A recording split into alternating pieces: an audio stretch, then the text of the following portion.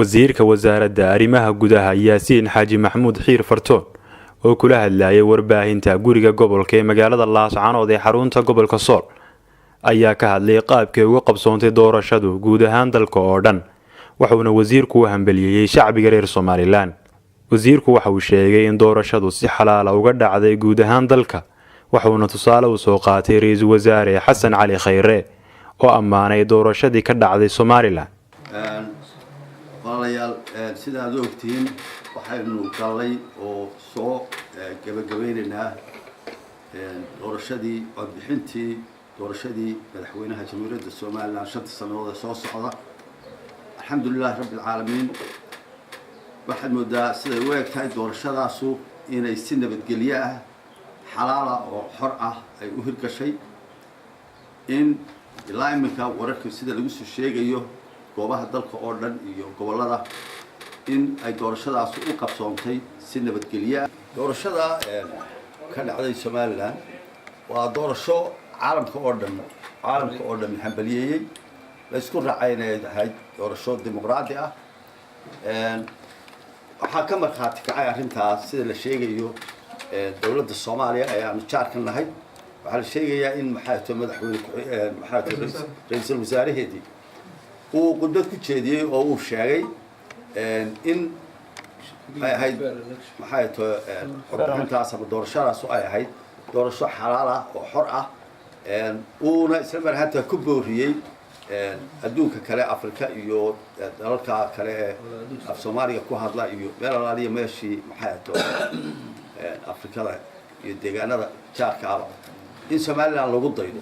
Fartoon waxa uu fariin adag u diray dadyowga isla dhexmaraya fariimaha hordhaca ah ee aan ka soo bixin komishiga doorashooyinka qaranka. sidoo kale wasiirku waxa uu fariin u diray xisbiyada wararka been abuurka faafinaya. waxa la sheegayaa in meelaha qaarkood dabaashaad iyo natiijooyin aan run ahayn laga sheegayo oo meelaha qaarkood xisbiyada qaarkood ay ka damaashaadayaan ama ay ka sameynayaan dadka dhex gelinayaan warar aan sugnayn ama aan cidina soo joogin oo aan komishanka ka soo bixin. shacabku waxaan xisbiyada arrimaha waa uga digaynaa. waa arrimo dhaafsiisan qawaaniintii codbixinta iyo doorashooyinka.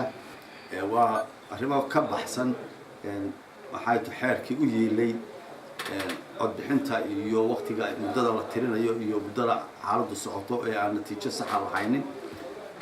marka xisbiyadana waxaan ka codsanaynaa inay arrimahaas ay fararka ku dhawaaqin oo ku kicin. shacabkana waxaan uga digaynaa oo xasuusinaynaa inaanay arrimaha dhigaha u taagin. geesta kalena mar warbaahintu wax ka weydiisay wasiirka wasaaradda arrimaha gudaha Yaasiin Xaaji Maxamuud Xiir Fartoon maamulka Puntland oo ku soo bandhigay magaalada Buuhoodle ee xarunta gobolka Cayne kaararka codaynta Soomaaliland isla markaasina ay sheegeen inay ka hortageen doorashada Soomaaliland. waxa uu wasiirku yiri anagu warka ma hayno ma ogin anaga kaar meelna laga qabsadayna ma jirto. kaararkana dee ashxaas baa haysatay oo la siiyay haddii ay waar u geeyeen oo ama lacag la siiyay ama si kale u geeyeen midaan ogaan karo maaha. qofku waa u madax bannaan yahay kaarkiisa uu haysto idina kama qaadayn idina meel uguma haynin qof walba jeebku ku sitay. way dhici kartaa dadka abaaru ku dhaceen masaakiinta ee dhibaatada haysato in mataqaanaa la guri geliyo in kaarar laga ursado ama laga iibsado waa wax dhici kara marka. laakiin anagu wax aan ognahay haba yaraatee iyo wax mataqaanaa ama si xoog ah lagu qaatay ama goob aan leenahay laga qaatay ama sanduuq aan leenahay laga qaatay ma jirto. isku soo wada duub oo hadalka wasiirka ayaa imaanaya xilli la sugayo maalmo kadib in lagu dhawaaqo doorashada madaxtooyada Soomaaliland. Xamse Raade, RTN TV, Laascaanood.